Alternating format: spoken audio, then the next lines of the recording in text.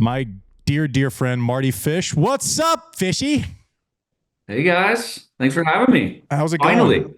finally. I mean, geez, We wanted to. waiting for the mental health episode. We wanted to. We didn't want to waste you when we were in build mode, Marty. We had Either the mental health episode, the golf one, or the MMA one, John. Yeah. Steph Curry seatmate worked as well. That was not. I thought we were having. We don't Luka need to on. talk about that. I'm full diet, rock bottom. I do not look like Luka Doncic. Yeah. So for those who don't know and weren't anywhere near their phones last week, there are those moments in time where tennis people will text about episodes, and the real nerds of our show will text about things. When I start getting texts from people about tennis people that I know don't listen to the show or don't watch tennis regularly, I got more texts about a tweet that was basically someone wrote, Steph Curry spotted hanging out with Luka Doncic, and it was actually Steph Curry hanging out with Mardy Fish. And Marty, what was your response? You quote tweeted it was fantastic. I think I said, yeah, that's not Luka, and I'm going on a diet. They also said it was like Sunday after the game. I actually went to the game last Sunday in San Francisco. That was like 3 weeks prior in LA, where we went. Bennett Rosenthal owns the LAFC soccer team out here, and Messi was playing. And Steph just happened to be in town. We played golf that day, and I was like, dude, you want to go watch Messi? I've never seen him play. And he's like, hell yeah, I do. And so we ended up going to the game. That was like 4 weeks ago. So I'm stunned because I can't believe the media misrepresented something. And two, how has your transition been to the Lakers? How do you like playing with LeBron? I miss Dallas, man. Oh, God, I miss Dallas. No. Defense wins championships, man. Defense wins championships, and we saw game one. My T-Wolves. That was beatdown. Oof. So, maybe it does win championships. I don't know. Well, I guess we'll see. So, for those who haven't seen the documentary Breaking Point on Netflix, for my money, and I'm probably biased and I'm probably too close to it, one of the best sports documentaries I've ever seen. And I think it's for a number of reasons, and I don't know that we've discussed it at length. For context, I assume most of the audience has watched it because we're tennis people. If not, go watch it. I thought you were so good, Marty, and I normally don't say nice things to your face, only behind your back. But I think you were so good because my version of this thing and how it went together was you texted me and said, hey, can you do this thing for these dudes that are doing, this thing? And I said, yeah, I mean, I don't care. If you want me to do it, I'll do it. If you don't care, then I don't, whatever. Anyways, so these two kids, they were like 26 or 27. McLean and I forget his brother's Mac name. and Chap Way, yeah, the way. Yeah, they're unbelievable, by the way.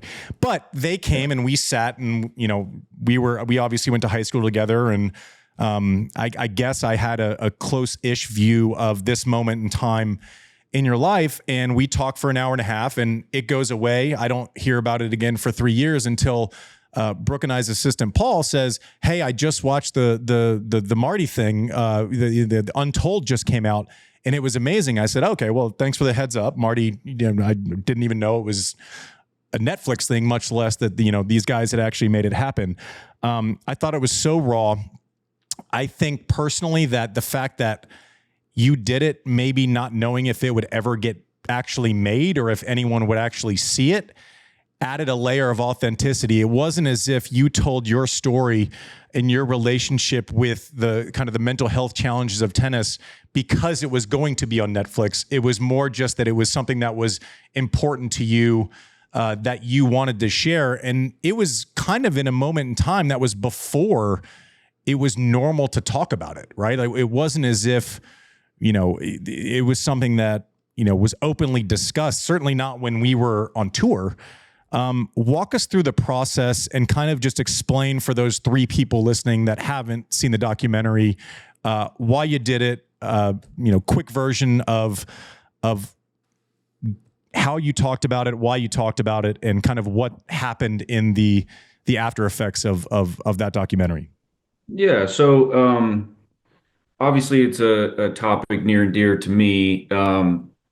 Changed my life in many ways. Um, so this all happened mid to late 2012. Um, I wrote a piece in the Players Tribune, and when I say I wrote, I had a ghostwriter because I'm not a writer or a reader, and so we sort of sat down and we sat down. It was the longest interview I'd ever done, like in my career, my life, whatever. Usually they last, you get someone like John, and you do a 15 to 45 minute sort of thing. I mean, I talked to this guy for 5 hours straight about like what I had gone through. Is just now fast forward to 2015. My last tournament was the U.S. Open. For a lot of different reasons, I wanted to get back to that place because A, it was the place that sort of took it all away from me, and B, B, C, D, whatever, the rankings and timing and life, and had a kid and married, all that stuff, right? So it was actually an okay time to sort of stop. Everything sort of came into place. So we wrote a piece in the Players Tribune about my, sort of struggles with mental health, struggles with anxiety, specifically severe anxiety, and how I got to the other side of it, how I got to get back to the U.S. Open, throw myself back into the fire, et cetera, et cetera. Fast forward then a couple years later, and Netflix and Players Tribune sort of partnered, and they wanted to do five episodes. They wanted to make 5 episodes off of stories from the Players Tribune, and mine was one of them. And you're kind of, like that doesn't happen every day. You're sort of blown away. They want to do sort of you've obviously heard of Netflix, and you're like, wow, a huge platform. And at that time, I was so comfortable. I had gotten so comfortable with telling my story that there were two things. I wanted to be a success story because I loved sports. So, as you know, growing up with me, like, or us together, like I was really just sports. Like I didn't really have a lot of, I wasn't into, the real estate market or finance or like, any other thing. I was just sports. I just loved sport. I was an athlete. I wanted to, if it wasn't going to be tennis, it was going to be golf. If it wasn't golf, it was going to be baseball, whatever it was, I was going to do something in sports. And when I was going through this, I didn't have like a role model or a success story to lean on and go, okay, there's someone that really struggled. Their life was thrown upside down. Their career and their job was thrown upside down, and they got through it, jumped back into the fire, and got back in there and competed at the highest level. So I wanted to be a success story for someone, one person, right? Like not like 10,000 people or 10 million people, like literally just like if I could help one person share my story, that would have been great. The second one was educating folks on mental health, like educating people on like what the signs are, what it feels like when you're in it.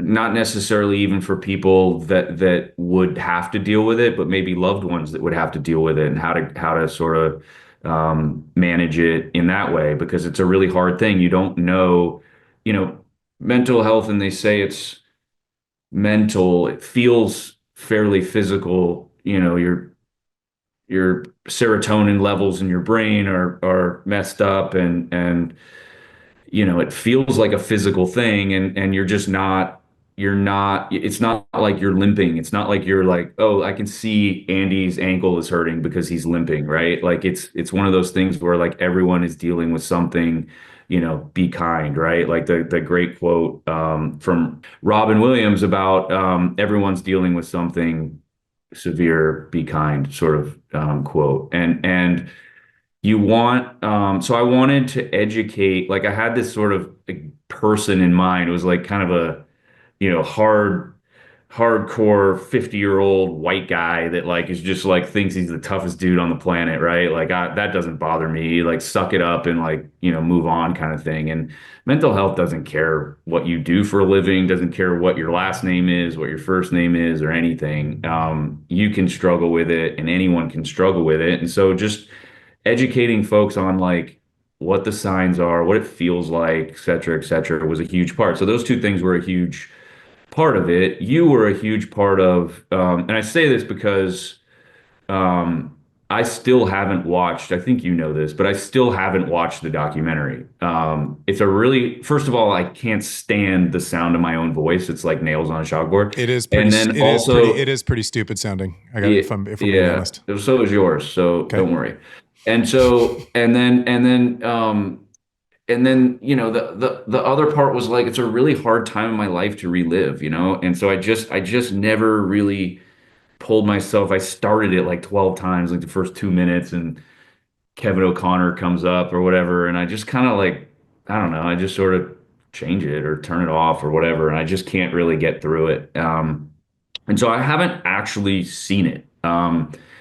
Right when it came out, it was an overwhelmingly positive response. Overwhelmingly positive from you. I mean, look, they asked a few people other than you. Mac and Chap Way were the guys that did it, sort of wrote it and directed it, and kind of put it together. Found all the footage and all the stuff on the side. They're phenomenal. They've been nominated for Emmys and stuff with other documentaries, and just phenomenal guys. There were also two things that, like, if I was going to do this, I wanted to make sure that the people that were going to do it, I wanted to make sure they understood tennis, like, because like tennis is a really hard sport. I mean, I think it's the hardest sport in the world. Obviously, I'm biased. I play a lot of other sports. I can argue all day long. A lot of people put golf and tennis together because they're in individual sports or whatever, and I just immediately go to the physical side of it, right? So like tennis, knowing and understanding professional tennis and tennis, junior tennis stuff was super important, and then just as important, or probably more, was a history of mental health, something, right? Like whether it was them, whether it was family, friends, whatever, loved ones. Those two things were super important. Both of those guys tick those boxes, and they came out with an incredible doc.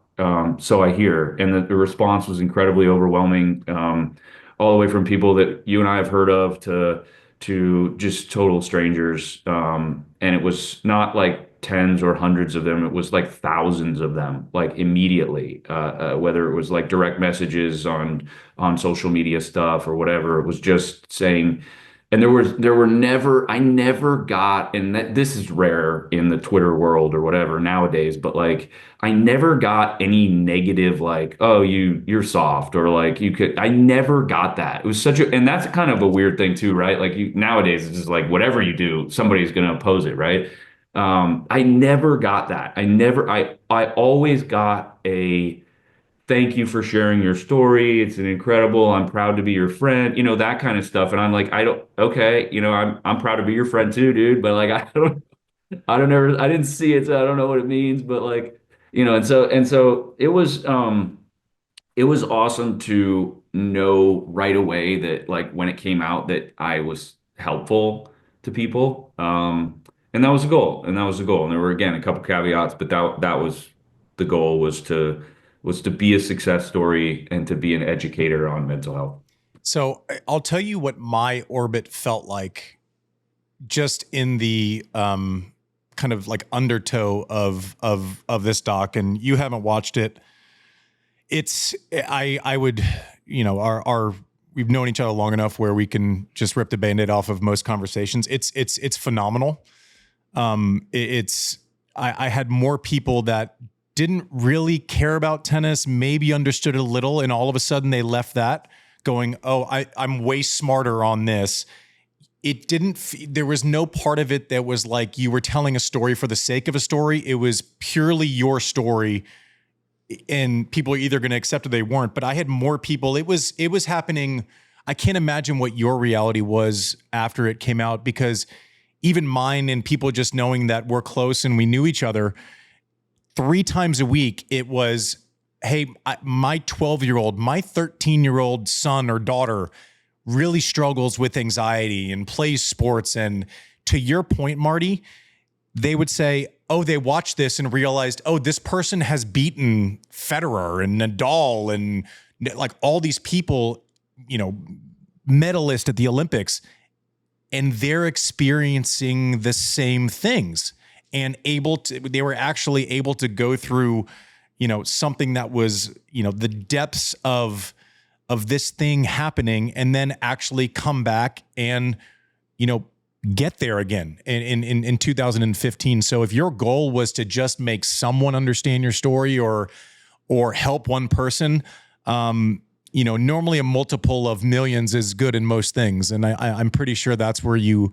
ended up with it. I hope that at some point in your life, when you're ready, you watch it, because I really do think that you would swell with pride for yourself. And I think this story is one that even when someone watches it 10 or 15 years from now, this isn't something that is like a vaccine's going to come out, right? This is something that is real life and people are gonna have to deal with over and over. So yeah, and just one caveat too, just to cut you off, just so everyone knows as well. And I'll obviously never forget this, but when you found out that I hadn't watched it yet, I remember you texting my wife and saying, I'll fly out and watch it with him.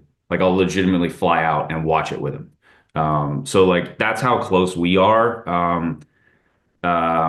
And yeah, like I hope I get to the point where like I can watch it with my son, right? Like I can watch it with Beckett and like show him what like perseverance is, show him what struggle is, and show him what never quitting and never giving up. He's a pretty sporty kid and he loves all the sports and he plays all of them and everything. And he'll want to do something like that one, in his life. He's 11, but like, yeah, I want to get to that point where and I know that, there's kids who have watched it where my buddy's kids who are 10 and 9 and 8 and whatever, and they watch it already. I just haven't, I don't know. We haven't like embraced, I don't know how you are with Hank, but like, I haven't embraced like this is what dad used to do. Let's watch it and like, let's see or whatever. So like, maybe that's a good entree for it.